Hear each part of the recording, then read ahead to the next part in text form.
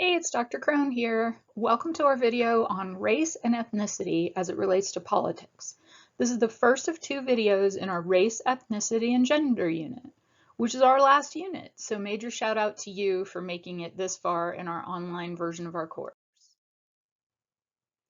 We all probably have a conception of what the term race means, and it might be something like this textbook's definition. Your textbook definition says that race is the idea that human beings are divided into different groups, often thought of as biological categories, usually based on skin color. And your textbook makes sure to note that the biological basis is inaccurate. And that's true. Most people do think of race as being biologically determined, but this is actually not accurate. And scientists today agree that race is a social construction, a social categorization rather than a biological one. Your textbook has more information and references on that if you want to check that out.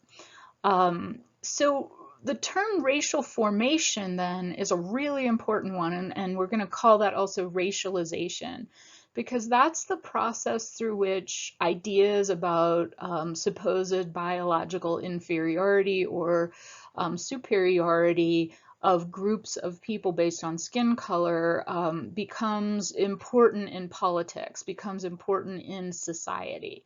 Racial formation has significant political and social consequences. So racialization means basically the process by which social relationships in a society become structured based on the construct of race and racial categories. My example here, this picture, is from a children's book by Dr. Seuss about a society in which the dominant social class, the star-bellied Sneetches, discriminate against the lower social class, the plain-bellied Sneetches. For Sneetch society, having skin marked with a star grants social and political power. And I like to use that as an example because it's separated from our own conceptions of race and racial categories in our own society. So by the way, I'll give you 5 extra credit points if you read and review the book, The Sneetches, as an addition to your regular discussion board post. There are a number of YouTube readings on the book, and I recommend one by a guy named Mr. C.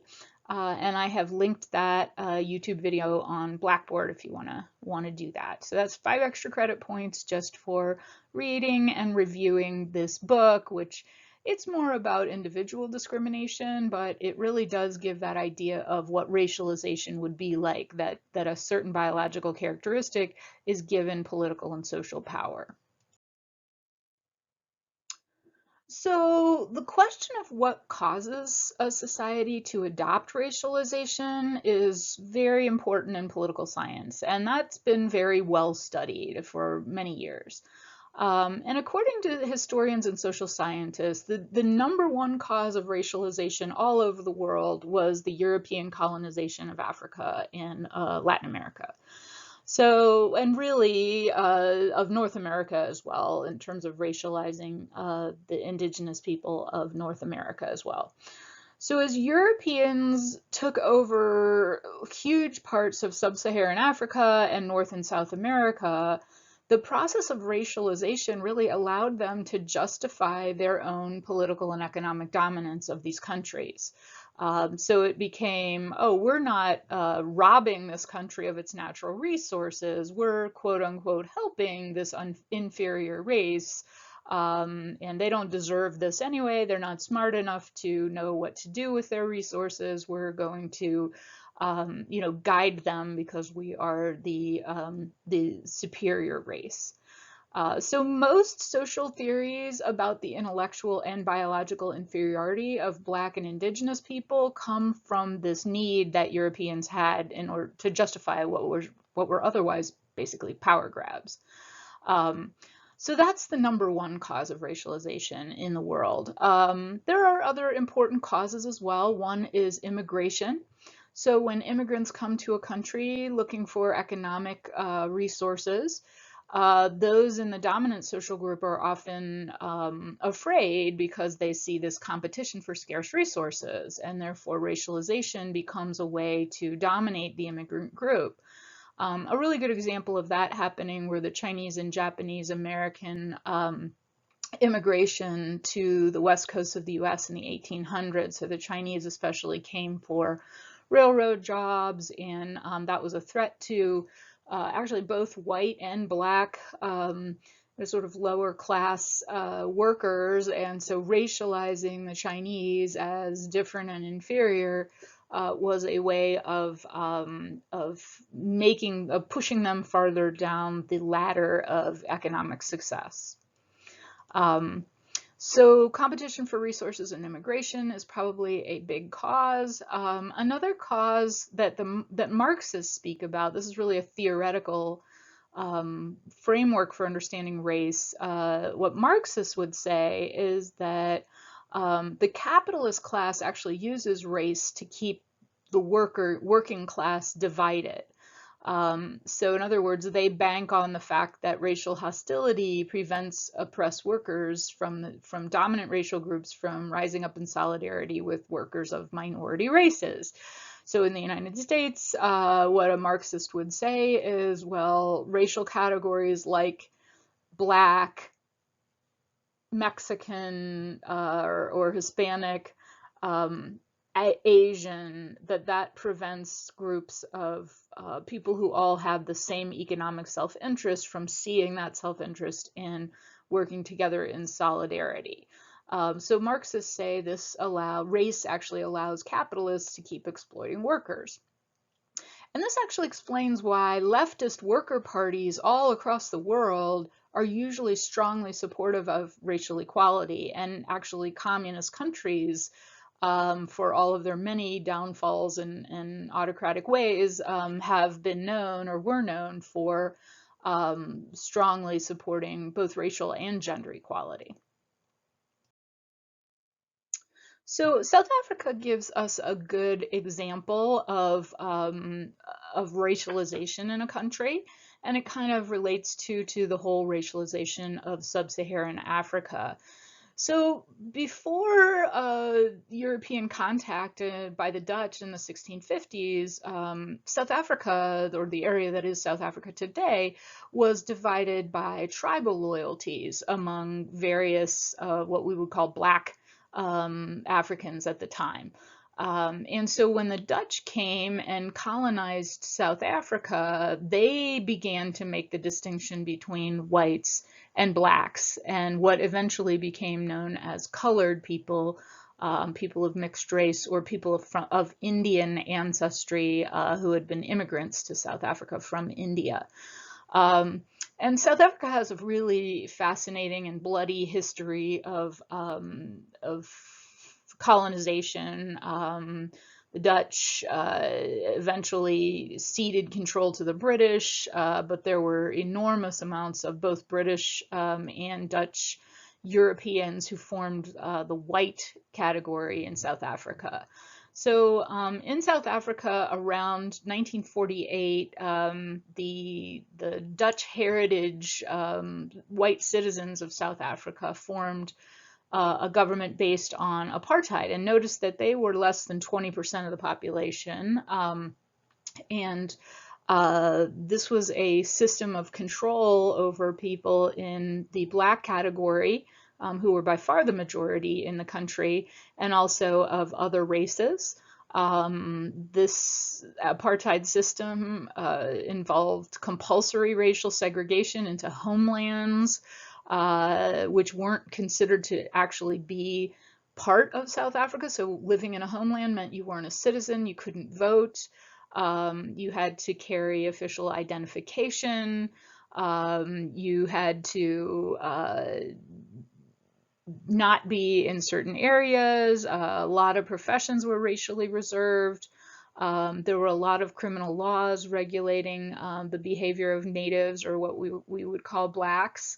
There was a tremendous amount of economic exploitation and economic discrimination as well in these countries. So I've also linked just an optional video on more about South Africa, because we don't have time to go into that as much today. But if you would like to learn more about South Africa, you can. But the basic point here is that up until 1994, racialization in South Africa had enormous legal and also social consequences for people of the non-white, quote unquote, races.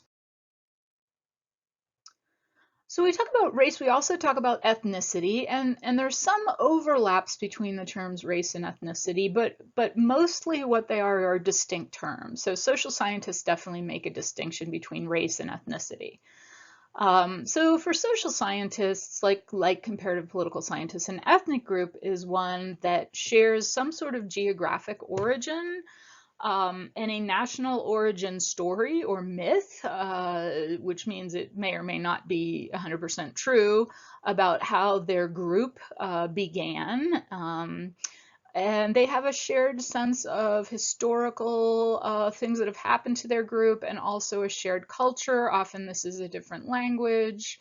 Um, the food, music, dance, arts, other things like that of the culture. Um, and that is an ethnic group when it is differentiated from other groups within the society. And your ethnicity means that you have a sense that you identify with that group. And the thing about ethnicity is it's much more fluid than race. It could be hyphenated. You could be a Japanese American or a European American or something where you have a feeling of identifying with more than one ethnic group. And this is different than race because race is something that is considered by society to not be changeable. It's based on your appearance, your skin color, and other appearances. It's unitary. You only have one race. Although these days we get more and more people identifying as biracial or multiracial. But for the most part, when race is politically important in a society, it is often unitary, and it's got some kind of intrinsic hierarchical notion to it that that being in one race is better than the other. Um, and then ethnicity is also it's different. Ethnicity is different than race, but it's also different than the concept of a nation. So we think of a nation as an ethnic group, but goes beyond that into a group that sees itself as a political entity that deserves self-rule. It may or may not be self-ruling. Um, so for example, in France, the Basques are a nation, while Algerian immigrants in France are an ethnic group. The Basques are a nation because they historically have fought and striven to govern themselves both in Spain and in France. And they're frequently at odds with the French and Spanish government over issues of sovereignty in the areas where they are located. The Algerian community in France may have political interests, and certainly does, but it doesn't have that concept of wanting or deserving sovereign self-rule. So the distinction between race and ethnicity can be kind of confusing, and I ran across a quotation a couple of years ago that really helped me to understand the differences. So I'll just share it with you. Um, this person says, "I have a friend who was born in Korea to Korean parents, but as an infant she was adopted by an Italian family in Italy. Ethnically, she feels Italian. This is her ethnicity. She eats Italian food, speaks Italian, knows Italian history and culture. She knows nothing about Korean history and culture. But when she comes to the United States, she's treated racially as Asian." And to be completely honest, in Italy, other than with her family, she's probably also treated as Asian there as well. And so that gets at the heart of, race is more about our appearance, and it's something that um, we don't understand in a society as being fluid, or that, like, I'm no longer Asian because I was raised in Italy. So racial empowerment is this concept of an ethnic group or a racial group rising up and demanding political equality. And so because of that, it's a really important term in political science. It's something that's people are very interested in researching right now. So it's the process by which there's a racial or ethnic group in a society that has been discriminated against, and they're trying to seek political solutions to their social problems. So that's what we would call racial empowerment. Um, and there are many, many examples all over the world. Certainly, the American Civil Rights Movement was a major harbinger of racial empowerment. But I tried to use some examples from all other places. The top is a picture of Bolivian indigenous people demanding rights and marching for those rights. We'll talk about Bolivia in just a second. Um, and the bottom picture is South Africa, protests in South Africa in the 1980s, I believe that's when that was from. Um, so racial empowerment can occur outside of the normal political process and often does through the development of social movements like the civil rights movement or like these pictures here. Or even through insurgencies or revolutions when you add violence into the mix. Um, or it can also happen within the normal system of politics, such as when racial or ethnic political parties are formed, which we'll talk about in just a minute. So racial empowerment generally has a set of common goals, no matter where we see it happening. So a group who is demanding equality is looking for various things: repeal of legal inequalities, such as things like American segregation or apartheid or segregation against the Bolivian indigenous peoples, things like that. Um, Policies providing a path to economic and political equality beyond just legal inequality. Um, so this could be things like jobs programs or assistance, educational assistance, or things like that. And then another important part of racial empowerment is recognition of that ethnic identity as a legitimate part of the nation's culture, rather than being a discriminated part or so. And this is where we get the ideas of multiculturalism, that all of the various ethnicities within a multi-ethnic country should be honored and legitimately looked at as a legitimate part of the culture rather than as a less important or inferior part of the nation's culture. So there's been a marked increase in the number of ethnic political parties, and that has been growing around the world since the early 2000s. And a lot of comparative political scientists are trying to answer the empirical puzzle of why ethnic political parties form in some countries and not in others. Like, why are there, if there's two multi-ethnic societies, why do some of them end up with these political parties and others don't? And we don't really know for sure yet why that's happening. There are a lot of people researching these things. Um, One key takeaway I want to say before I get started on the favorable conditions is just that in trying to explain why there's been such a growth of political parties like these ethnic parties since the 2000s, it seems to be related to the end of the Cold War and the fall of communism around the world, which has sort of broken up the traditional 1900s political cleavage between um, socialism and capitalism. So in many, many countries, there were Marxist or socialist parties struggling against, parties that represented more of a capitalist perspective. And since the fall of communism, a lot of that conflict has weakened and cracked that sort of traditional ideological cleavage, and that's opened up room for new cleavages, which seem to include ethnic and racial tensions that may have been unrepresented in previous party systems. So it's that sort of the quote unquote end of ideology that has encouraged the growth of ethnic parties. So just some takeaways about why some countries have these parties and some don't. I kind of ran through the research pretty quickly and tried to look at newer things to share with you. Um, So favorable conditions for the development of an ethnic party seems to be first a country where ethnicity is seen as important, so if you have a country that's multi-ethnic, but ethnic identity is not a politically important issue or doesn't, where you have more heterogeneity and representation already, you're probably not going to get an ethnic political party.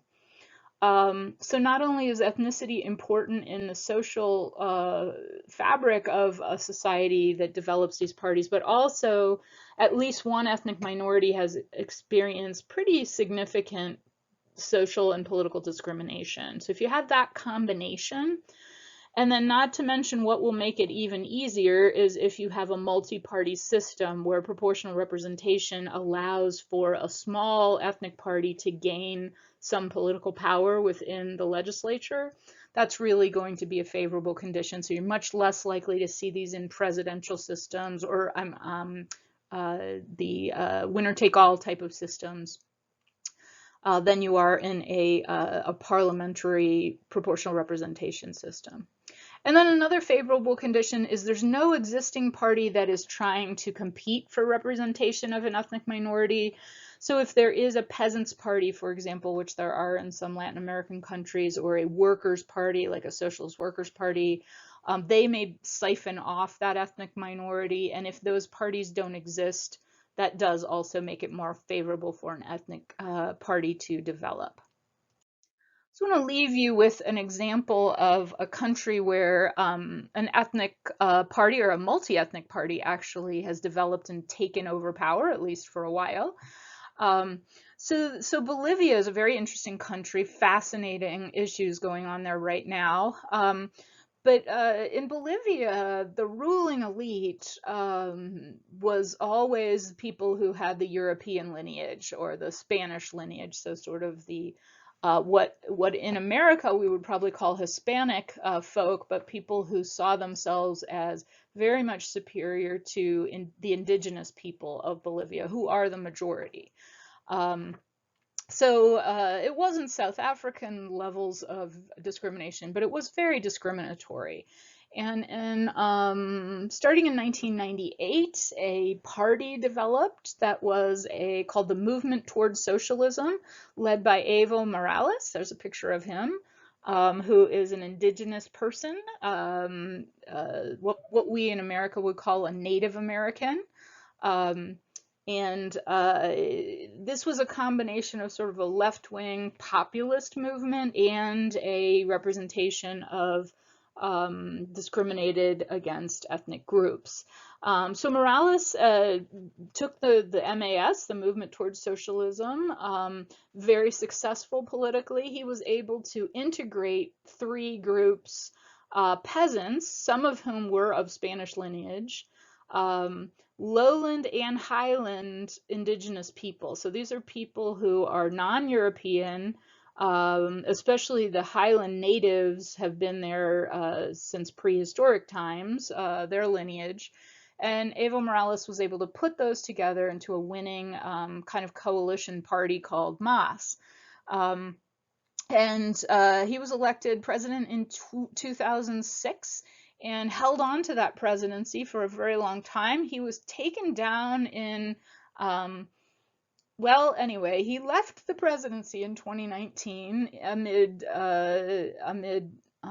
accusations of corruption, of vote tampering in his election to his what would have been his fourth term, an unprecedented fourth term. Some interpretations of the Constitution of Bolivia said that wasn't allowed. So he was, depending on how you like your politics, he was either ousted for corruption or taken down in a coup by a party that mostly represents the European folks and Spanish lineage folks. He's still living in exile in Mexico, but his party still controls the legislature, even though the president, well, she's the acting president now, is not of that party and is actually a major rival of Morales's. So That's an example if you want to know a little bit more about that situation or see some pictures. I've also linked an optional video about with a little bit more of Bolivia. It's a short one, but it does have a lot of pictures of kind of his rise to power. For the discussion board this week, let's keep on thinking about that Bolivian case. If you want more info on Bolivia and MAS, there's an optional video on Blackboard for this unit. So how do you think this situation with ethnic parties in Bolivia compares to the case study you read about ethnic parties or the lack of them in India? Let's have a discussion about the differences and what might help explain them. Good luck with your work. I look forward to reading your thoughts this week.